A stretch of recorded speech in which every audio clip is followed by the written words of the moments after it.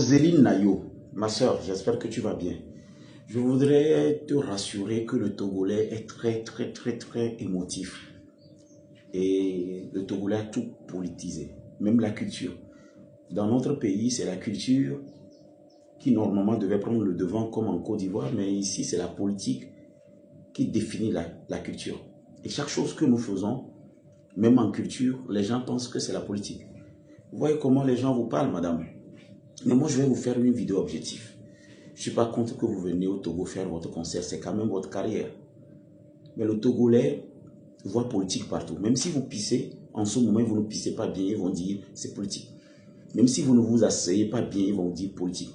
Ils pensent que tout le monde doit adhérer à ce qu'ils sont en train de faire. Du coup, quand vous n'êtes pas avec eux et pendant qu'eux ils sont en train de gémir, si vous voulez vaquer librement à votre occupation, ils vont vous dire des choses que vous n'avez jamais vues. Alors madame, je ne sais pas si cette vidéo va vous parvenir et je voudrais que vous taguez les Ivoiriens. Ce que moi je vais vous dire, vous ne me connaissez pas.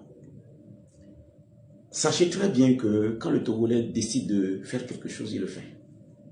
Et notre problème ici, c'est qu'on n'a pas pu scinder ou enlever la culture de la politique.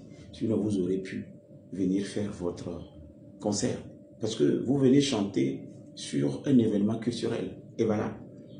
Mais pourquoi Evala est perçu comme une chose politique?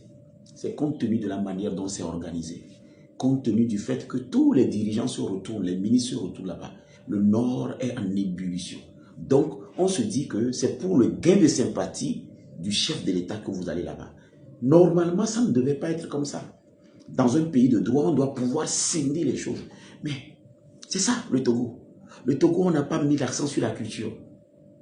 L'art, qui est une vitrine. Et cette vitrine présente le monde. Peut-être vous venez vendre le Togo à vos fans, au monde. Mais ils se disent qu'à l'heure où nous parlons, le Togo n'a pas besoin d'être vendu. Parce qu'ils ont politisé ça. Les Evala, c'est une bonne chose. Il y a d'autres événements aussi, comme Ekpesoso et tout. Est-ce que c'est rationnel? Est-ce que c'est la même manière qu'on organise Yekayekeza? C'est la même manière qu'on organise Ekpesoso?